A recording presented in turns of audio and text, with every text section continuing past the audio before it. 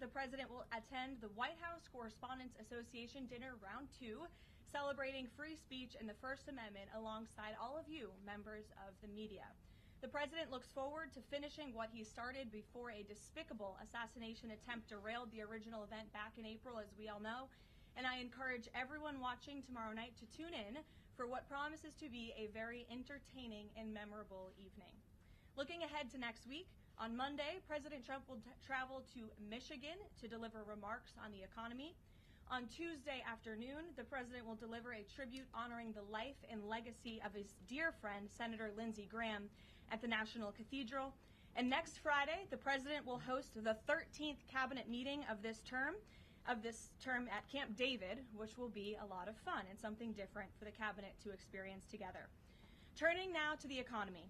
A little more than a year after President Trump signed the working families tax cuts into law, this historic legislation continues to deliver on its promise, unleashing a genuine boom for American workers, families, and small businesses. The numbers speak for themselves. This was the biggest tax refund season in American history, with the average refund exceeding $3,400, an 11% increase over the last year.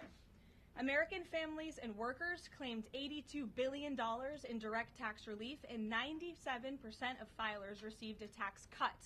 More than 29 million workers claimed no tax on overtime. More than 35 million seniors claimed no tax on Social Security, and nearly 8 million workers claimed no tax on tips. Thanks to the other pro-growth provisions in the working families tax cuts, like making the 20% small business tax deduction permanent and delivering 100% expensing for new factories, equipment, and research, the Trump administration is setting up American manufacturers and workers to thrive like never before. Just this week, the National Association of Manufacturers, which is the largest manufacturing association in the country, released a detailed report showing exactly how these tax cuts are driving investment, job creation, innovation, and long-term growth in all 50 states. In fact, I'd like to take a moment to highlight just a few of the real American businesses that this law is helping. Pivot Manufacturing in Arizona made the largest equipment purchase in company history after the Trump tax cuts gave them the long-term certainty to invest with confidence. Winton Machine Company in Georgia is on pace for the best year in its history. Ketchy Inc. in North Carolina was able to purchase new machinery and expand its workforce by 25%. And Juergens in Ohio expanded its brand new facility to increase production, and they're also paying their workers even more thanks to the no tax on overtime provision. These are not just great statistics, these are American businesses with the confidence to grow, hire, and invest right here at home rather than offshoring their jobs. And a business opening or expanding in this country means more opportunity and higher wages for American workers. It means a chance for the American dream for young families, and it means restoring the belief that we can make and build things right here at home. This is what President Trump promised, and it's exactly what he is delivering with the help of Republicans in Congress. Democrats throw around the word affordability a lot, but when they had the chance to vote for the largest middle-class tax cuts in history, they refused. If Democrats got their way, it would have meant the largest tax increase in history, $4 trillion. 90% of Americans would have seen their taxes go up, and it would have been a complete disaster for our economy. That's the Democrat solution to, quote, affordability. It is raising your taxes. So I hope the press will cover more of the massive success stories resulting from the working families tax cuts and point out that every single Democrat on Capitol Hill voted against every single common sense provision that put more money back into the pockets of the American people. Finally, on the energy front, after this briefing, President Trump will participate in a historic ratepayer protection pledge event at the EPA headquarters down the street. The president will expand the ratepayer protection pledge to governors, state legislatures, developers, and power providers to ensure that everyone involved in building and powering data centers pays their own way, instead of passing those costs on to hardworking families. The president will be joined by Energy Secretary Chris Wright, EPA Administrator Lee Zeldin, and several governors who have already signed on to this pledge, and it has already proven to be remarkably successful. Nearly 200 additional stakeholders have signed on since it was first announced, including utilities, data center developers, public power authorities, co-ops, and state governors. As a result, the pledge now covers 80% of all the power delivered to American homes and businesses. President Trump's bold leadership is turning data centers from a source of concern into engines of growth and opportunity for communities across this country, all while cementing America's dominance over China in the global AI race. The president is ensuring the American people are never left footing the bill so private companies can benefit. Instead, President Trump is leveraging the data center boom to deliver real, tangible benefits for working families and small businesses. So we have a busy day here, rest assured. I'll take some questions. And here in our new media seat, we have Cam from Town Hall. Cam, thank you for being here. Why don't you kick us off today? Thank you. Two quick questions. One on Congress. First off, Speaker Mike Johnson passed a continuing resolution earlier this week. John Thune has said he wants to work with Democrats to find a way to fund the government. What is the White House's stance and the best way to keep the government funded? Well, the White House's stance is that the government needs to be funded. This president and Republicans on Capitol Hill from both chambers, as you just mentioned, the House and the Senate Republicans want to keep the government open. We want to work together to find ways to do that, and the White House will continue to have discussions with Senate leadership on the best path forward. I don't want to get ahead of those conversations, but the most important thing for the American people to know is that this president and this White House wants the government to remain open, unlike the Democrats in this town who have been acting as obstructionists. We've seen time and time again, they have chosen to block this administration, to block Republicans in Congress from keeping our government open, which does not help anyone, and it especially hurts the American people who depend on our government remaining open so they can access the critical services that our government provides to so many Americans across the country. So these conversations are continuing, but I think I just made the president's position quite clear. Thank you. And then on the Saudi Arabian nuclear deal, what steps is the U.S. taking to get Saudi Arabia to sign the Abraham Accords? Sure. Well, the president himself has spoken on this many times. His Truth Social post this morning, and I will read it for those at home who missed it.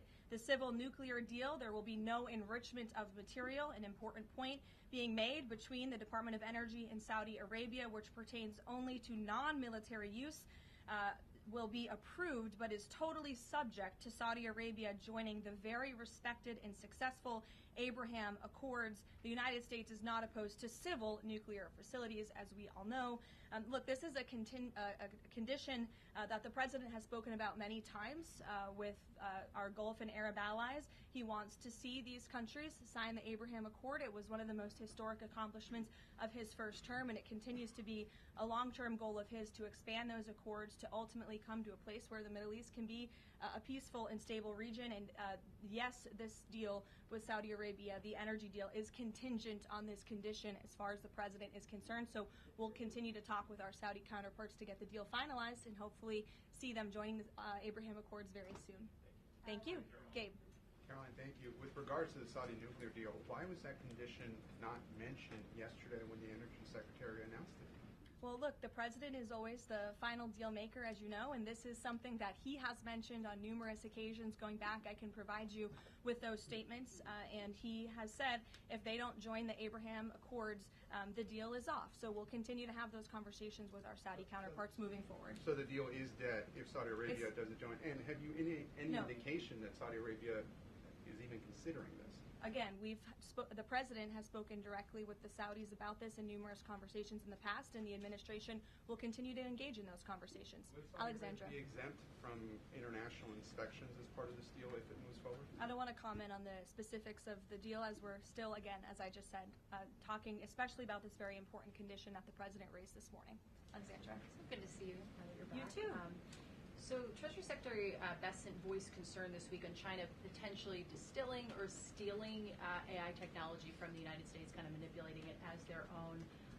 Anthropic said that the largest distilling attack happened last month. Do you think this will come up when the president meets with President Xi in September?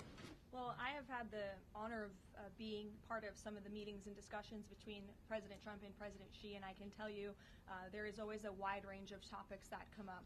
I would imagine this would be something. It's of high importance to the president and of this administration to obviously ensure that America remains dominant in the AI race, and we're obviously tracking the particular situation that you mentioned. I have one more, if you don't Sure. mind. This week we've seen some major players in Democrat politics voicing or alerting really on how much influence socialism, communism has had now on kind of mainstream Democrat politics. Is there any chance that the president would be interested or is considering working with left-of-center Democrats to push back on this? Well, unfortunately, we don't seem to have too many of those left in the Democrat Party. We have literal self-proclaimed communists who are winning elections and who are claiming to be the new leadership of the Democrat Party. I think the vast majority of Americans understand the dangers of communism. Just look at countries all over this world. As an example, Cuba right now is a country that is about to be a failed state because of the communist policies of the past several decades. Communism should never be allowed to lead this country, and the president obviously is strictly opposed to it and all the dangers that it reaps. We've seen it happen across the world. Meredith. Just to continue on the Saudi nuclear deal, do the Saudis agree with this interpretation since it wasn't part of the initial agreement? And has the president talked to MBS since this new condition was announced? As you know, the president just put out this statement a few hours ago. I don't believe he's had a call with MBS in the hours since. However, this is something that he has raised in previous conversations and has also said many times in the past. John, in the back, go ahead. Caroline, in regards to this deal, in the past, the Saudi government has said they will not consider entering into the Abraham Accords unless and until there's a Palestinian state. What makes you think that they're going to change their minds on their position regarding that? Again, I won't get ahead of the president's conversations, but this is something that he feels very strongly about and has spoken about it in the past and will continue to uphold. Can I ask you one other question? Sure. Just playing devil's advocate, why does Saudi Arabia get a civilian nuclear deal, but Iran doesn't get a civilian nuclear deal? Well, again, this agreement is still being worked out. Well, it will eventually, hopefully, be finalized with the condition that the president spoke about this morning. But this agreement in particular, as it's been discussed thus far, does give priority access for American companies in the Saudi nuclear energy program, which will ultimately benefit American industry workers and supply chains. So the deal that has been discussed thus far and will continue to be discussed absolutely puts America first, and that's obviously very important to this president. Ed. Thanks, Caroline. So Friday, the Section 122, the 10% global tariff, goes away. Is the president going to ask Congress for an extension, or what's next? Well, I know the USTR, our great Jameson Greer, trade representative, will be having an announcement on that very soon, later today. I don't want to get ahead of him, so I would just tell you to stay tuned for more details. Okay, and then one more on the president's going to have some big utility companies at this event later on today. We're now a year and a half, so to speak, into his pro-energy policies. Is he going to pressure those executives to lower energy prices, not just maintain the prices? Well, look, as I mentioned earlier, the Ratepayer Protection Pledge is a novel idea drawn up by this president and his team to ensure that data centers in communities, where those communities want data centers, that these big CEOs and energy companies are picking up the tab for the energy costs in these communities, so the American taxpayer not being fronted with those bills. And the pledge today is being expanded to acknowledge all elements involved in building and operating data center, the governors who appoint the state regulators who set the power prices, the utilities and the co-ops that sell the power, and in addition to the tech companies that have already signed the pledge. So you'll continue to hear more about that from the president in a few hours at 2:30 when he goes over to the EPA. Sophia. Have you spoken to the president about what he wants to do about Chinese AI models if they are found to have stolen American IP? Does he want to sanction them? Or what actions can be taken without undermining broader U.S.-China trade talks or cutting off American startups that are increasingly reliant on them? Sure. Well, I won't get ahead of the president on any potential actions, but obviously these conversations are taking place, and again, they're of the utmost importance, not just for our national security, but to ensure America remains dominant in this space. Stephen. Thank you, Caroline. Two questions. Has President Trump spoken with FIFA President Gianni Infantino about his interest in nominating him for UN Secretary General? And can you explain his interest there? And secondly, just a minor point of clarification on the Saudi nuclear deal. Did Prime Minister Netanyahu request this provision? Not to my knowledge, no. Again, as I told you, this was an idea the president has long had. It was the president and his team in the first term that began and signed the Abraham Accords with several countries in the region, between those countries and Israel. And the president obviously wants to expand on that historic accomplishment from his first term. To your first question about Gianni Infantino, I don't know if he and the president have discussed that. I haven't been present for all their conversations. I know they speak quite frequently, and the president has a lot of respect for Gianni and what he has done with FIFA. As we all just saw, the World Cup was a tremendous success here at home.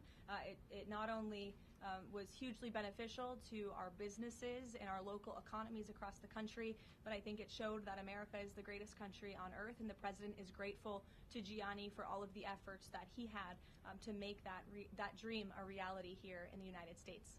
Danny. Thanks, Caroline. Is President Trump or the administration, do they have any plans to intervene in the extradition process for the Tate brothers? No, we've already answered that question. Elizabeth. Thank you, Caroline. Secretary Mullen said that election officials that knowingly allowed non-citizens to vote could be prosecuted and fined. Is this option being considered in New Jersey after the governor revealed that thousands of non-citizens were registered to vote there? Well, for any prosecutions, obviously, I would always defer you to the Department of Justice. But what I will say on New Jersey and this governor, the fact that she just all of a sudden decided to put out a press release saying President Trump and Republicans have been right about non-citizens on our voting rolls is not a coincidence. I think this governor is saying this because she realizes this administration is serious about getting to the bottom of illegal aliens voting and being on our voter rolls in our country. The Secretary of Homeland Security, as you know, sent a letter to several states, including New Jersey, requesting that non-citizens that are on their voter rolls need to be reported to DHS and need to be removed from those voter rolls. So that's why all of a sudden she is speaking truth about the fact that this does take place in states across the country. It is completely unacceptable to have non-citizens on American voter rolls voting in U.S. elections. And she says it's 6,600. We suspect it's a heck of a lot more, not just in New Jersey, but in states across the country. The president is hell-bent on getting to the bottom of this, and it's also why we need to pass the Save America Act to ensure that only U.S. citizens are voting in U.S. elections. And I understand the House had a great accomplishment yesterday with passing the budget resolution, which has as much of the Save America Act as possible, and we encourage the Senate to move forward with passing that resolution into law so the president can sign it into law by the August recess. It's of the utmost importance to this president, but also to the American people who support this bill overwhelmingly. Mary in the back. Thank you, Caroline. Two questions, one on Sophia Cunningham and then on self-driving cars. Sure. Sophia Cunningham in the WNBA has been attacked as a MAGA Barbie for saying it's common sense for men to not be in women's sports and locker rooms. Is the president following this story, and has he reached out to her? I don't believe he has reached out to her. I know he is following the story. As you know, this is something the president feels strongly about as well, and the American people do too, that men should not be playing in women's sports. It's completely ludicrous that anyone could support that. It's even more ludicrous that you do have Sophia Cunningham, a female athlete herself, very accomplished in her own right, coming forth and speaking that truth that men shouldn't play in women's sports. We want to protect women and girls, and the backlash she is receiving from Democrats and left-wing figures across the country is astonishing. They are clearly very out of touch with the American public on this issue, which again is an 80-20 issue. It's common sense. It's rooted in basic biological fact that men should not be competing against women on playing fields across the country. Thank you. And then really quick on Sure. self-driving cars. There's legislation right now to ban China's self-driving car technology from U.S. roads. Does the White House have a position on this? And broadly, how does the president feel about self-driving cars himself? Well, you know, the president did have a red Tesla here at the White House for quite some time, so he's a supporter of them. I know he's purchased some self-driving cars for his family members, his grandchildren, so I think he supports them and Americans who want to drive them. But with that said, I don't know about the specific legislation. I will check in with our Legislative Affairs Office and we'll get you a statement on that. Reagan. One question for you on Thune and then one on Darlene Graham. The president seemed yesterday frustrated with Leader Thune when he was speaking in Georgia. Is his patience running out with Leader Thune? And then the president recently endorsed Darlene Graham right after her appointment to Senate. What caused him to endorse her so quickly? The president met with Darlene and thought she will be a great representative for the great people of South Carolina and will carry on her brother's legacy of public service in that beautiful state. So the president is fully supportive of Darlene in her honorable decision to run and, again, to continue her brother's legacy. With respect to your first question on, remind me? Leader Thune, his Yes. patience is running out. Look, the president spoke about this directly yesterday. His patience is running out. He wants to see as much of the Save America passed as possible by the August recess. He knows that's what the American people want to see passed. He was just traveling on the road yesterday, spoke about this, and there was a very loud applause from the people in the audience, the everyday Americans, because voter ID is common sense. They want proof of citizenship in our elections, and the president feels very strongly about that. And I would just add, you know, the American people elected overwhelmingly Republicans to lead not just this White House, but also the House and the Senate. The House did its job. The Senate needs to do its job, too. I know it's a brief briefing today, but you're going to hear from the president directly twice today at 2:30 and also at 4:30. And we will see you all tomorrow night at the Correspondents' Dinner. Thanks, guys.